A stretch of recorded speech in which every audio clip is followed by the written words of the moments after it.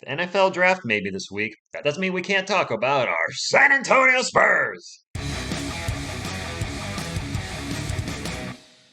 What is up, San Antonio Spurs fans? Welcome to TSR Sports. Thought I'd do something a little different this weekend, is I'm going to run a sim and see who we get. And one thing that I thought was interesting on old Tankathon.com's board here is the player order has changed quite a bit since I last looked at one of these rankings. Keegan Murray was generally ranked around number 8. I see he has moved up quite a bit. Granted, my last NBA draft that I did as a mock, that was before March Madness, so I'm sure March Madness has changed the views of a lot of these players. I see Jalen Duran, usually picked as a top 10 player, has now dropped to number 12. So I thought I'd run the sim, see if the Spurs players could potentially get with this sim, if these players that we would be happy if the Spurs draft them, or if we would absolutely just go ape, you know what? Like, why'd you draft another guard? Which will probably happen. Anyways, while I'm doing this, drop a comment down below. Do you think anything will change with the draft order? Do you think we'll draft or trade, one of our draft picks to move up in the draft? And of course, there's always a chance the Spurs don't pick at number 9. They could win the ping pong ball thing and move up and maybe draft in the top 3. Hit that thumbs up to support us, fellow Spurs fan, and subscribe for more Spurs content. All right, what picks do we have this year, Spurs fan? We have so many, I can't remember. We got number 9, and then is it 21 and 25? 20 and 25. And then we also have a second round pick, which do they show that here? Oh, they do. And 38. That was from the Lakers, correct? I don't want us drafting 4 players. I've been very adamant about that. If we're drafting 4 players, that means a lot of players are getting cut off the current roster to make room for all these players to come in. What happens in the offseason if Lonnie Walker gets signed before the draft could affect who we draft?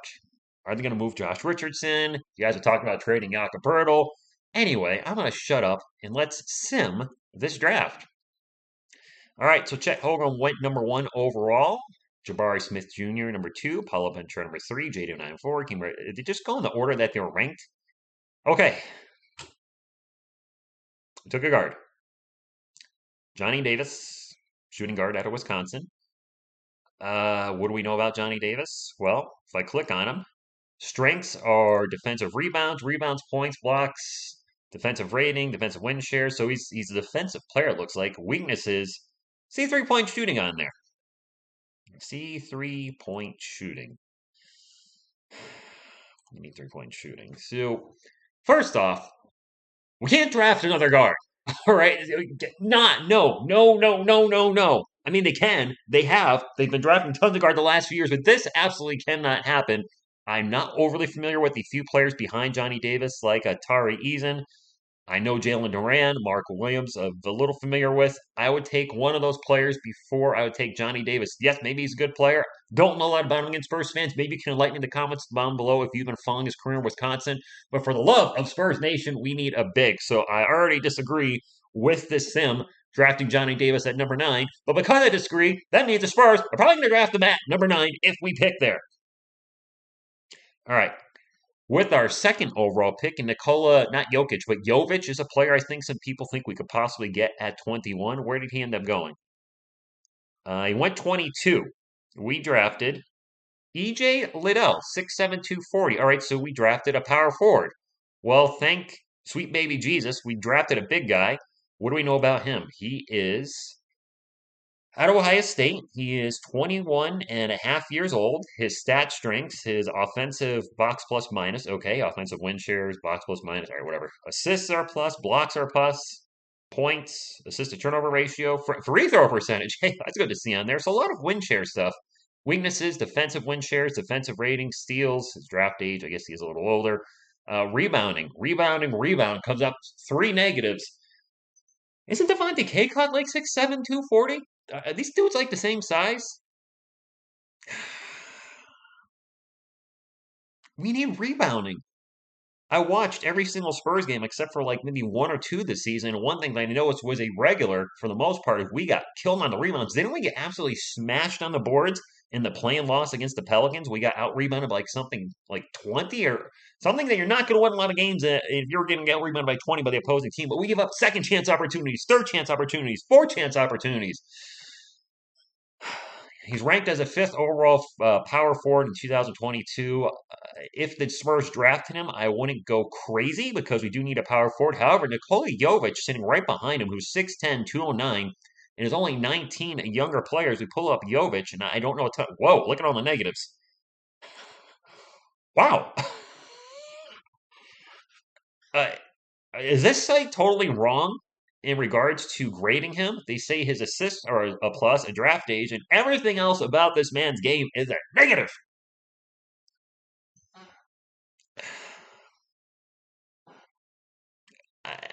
I got nothing. Wow, I'm kind of shocked at that. Is this a guy we would not want to draft with the 21st overall pick, San Antonio Spurs fans? Is this a player that you'd be more comfortable taking with that third first round pick if we hold on to it? All right, so we drafted a guard, a power forward. I would prefer the power forward in the top 10 if there's one. Heck, I would probably take Jalen Duran. I mean, what you guys have dogged Jalen Duran a little bit. I don't know a ton about him. He's 6'11. He's a center.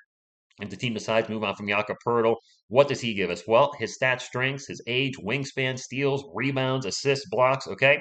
Weaknesses, turnovers, and projected NBA three-point percentage. So it looks like, is this a player you would like us to take in the first round if he's there at number 9, if we pick at number 9? I see some of you have said you want him, some don't. I mean, I'm all for having him play a backup role if the team decides that Jacques Lindale's not the guy. Moving Zach Collins to power forward if he shows them enough in off season and preseason, etc. We need a bigger guy out there. We can't keep starting Primo, Vassell, Johnson, Dejounte, and then Jakob. That's just there's too many guys that are in that 6'5" range now. So we've said. I'm just going to throw this out here before I go on to the last first round pick for us. Maybe Joshua Primo grows to 6'9" or 6'10", which he could still be growing, and then he's our power forward. I don't did never enlighten Joshua Primo as a power forward. He's not huge, but if he puts on some weight, who the heck knows? Stranger things have happened. I mean, Giannis Antetokounmpo, when I look at his basketball reference, he's originally listed as like a guard. I think a shooting guard or a point guard, and eventually a power forward. Whatever. 25, Patrick Baldwin Jr. Okay, so that's a player that I have taken in just fooling around with mocks at the 25th pick, 19 years old. Man, they're pretty hard on these players with their strengths and weaknesses. They're essentially saying this guy has nothing going for him except his age and defensive rebounding and can't do anything else. Now, looking at his game average, is 34% from the field.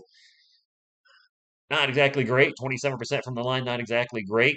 But still, if we took, at least there's balance. All right, so with this mock draft, and I'm sorry if I'm all over the place. This is just kind of on the cusp. I wanted to do something, and I didn't really understand how the simulator worked. So we take a guard with the 9th overall pick in Johnny Davis. With the 20th overall pick, we take E.J. Liddell, a power forward. With the 25th overall pick, Patrick Baldwin Jr., who is a small forward, power forward, so he can play both spots.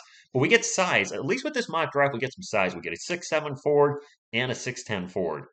And how tall is Johnny Davis? 6'5".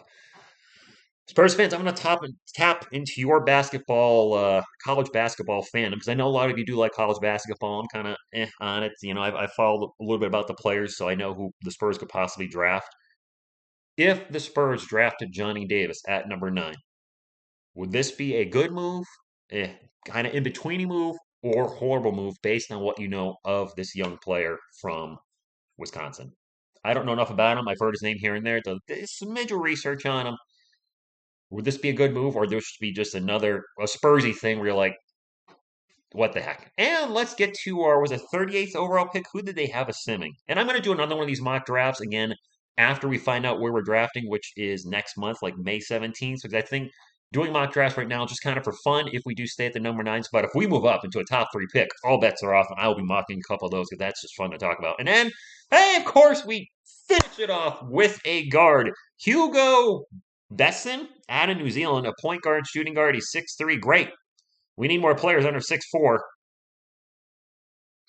I don't know anything about this guy. I don't know who that is. You guys heard me say it in games. I don't know who that is. Rebounds and turnovers, and maybe a decent three-point shooter, and they give him negatives for everything else. I don't really know what these ratings. I don't know.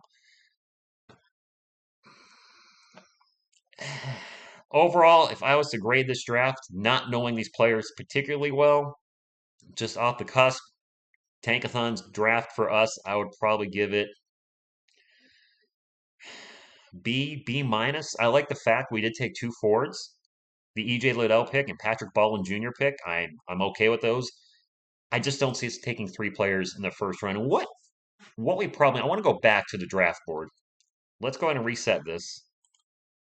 So this is the power rankings as of right now. How accurate these is, I mean, everybody's got their own power ranking on who goes where. The Spurs were sitting at number 8 for the longest time. We won some games at the end of the year. We went last 12 games, we went 8-4, I think. We were originally sitting at 8. We're not getting any of the top 4 big men that are on the board, whether we're 8 or 9 Spurs fans. That's just a fact. You guys can all say tank all you want. Our spot would have been 8th. I'm 100% positive Chet Holmgren, Jabari Smith, and Paulo Banchero are not going to be available at the 8th spot because that was our spot before we started winning some games, and that's where we would have finished if we just kind of kept playing 500 ball. Maybe we finish at 7th.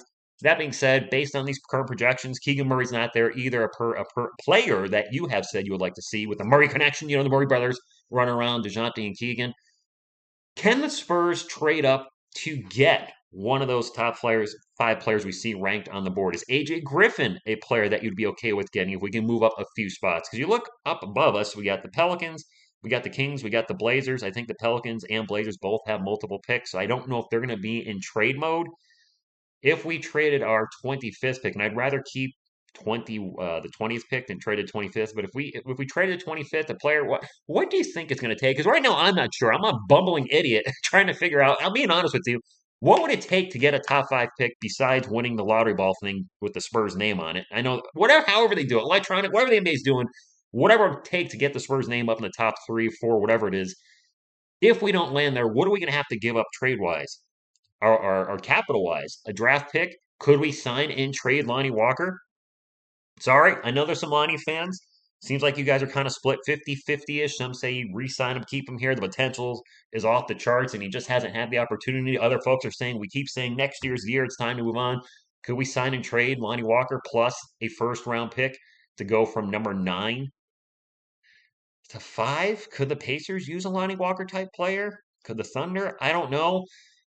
If Jalen Duran's available, would you rather take him at the 9 spot than a player like Johnny Davis, Terry Eason, or Ty Washington? Me personally, I'd probably lean towards Durant. I really think we need another big. And then as we get further back in the draft, would you prefer an EJ Liddell type player over Nicole Yovich? Just curious. Thought I'd brainstorm. I like talking Spurs. And the Spurs season's over. It's been over. And I know the NBA playoffs are happening right now. I thought about covering it. And honestly, I just have no desire. I'm having a lot of fun, taking time off, playing video games, biking. I'm spending a lot of time working on new music. I'm putting together the heaviest song I've probably ever done in my life. Not heavy, just like, gory lyrics or, vocally, just musically, sonically, it's shaking my speakers. So it's coming out pretty cool. And, I'm going to keep doing Spurs videos when news comes up, but I really want to focus more on quality over quantity in the off season. I don't want to just throw a video out there every day just for the sake of doing a video. And this was something I wanted to do. I thought it'd be fun to do a sim lottery where I don't have any control over the picks. Because every mock draft I usually do, I have control. I'm like, you know what? I have no control of what the Spurs do in June. Let's do a sim. Let's see what comes up. And are we happy with these picks? And if we're not, what do we have to do to move up to get in a place where we get the player we want? Or is a sim kind of botching, and you think a player 1, 2, or 3 spots down, like the Jalen Durant situation, is a player that you would pick? That's all I got, Spurs fans. It's going to be a fun draft. Quick note, I will be live. Finally! TSR Sports will be live on YouTube this Thursday for the Giants draft. Hey, feel free to come and troll me because I'm hearing just a little bit of rumors now. They could take a quarterback, and I will lose my SU to the know what hit if we draft a quarterback in the first round. Oh my gosh. So I'll be live at 8 p.m. with my man, finally back on TSR Sports, OGR Sports. It's going to be a fun night. I can't wait to do draft. The Giants pick 5th and 7th, and if we draft a quarterback, I might have to walk away from OGR so I don't hit him because no. And of course, we got the Spurs draft coming up in June, which I can't wait to see what they do. And it's going to be a fun off season. I'm enjoying the channel more than I ever have before, just covering my Spurs and Giants. And I thank you all for being here, whether you're a Spurs fan, Giants fan, hate one, hate both, whatever it is. That's all I got. Until next time, and as always, go Spurs, go!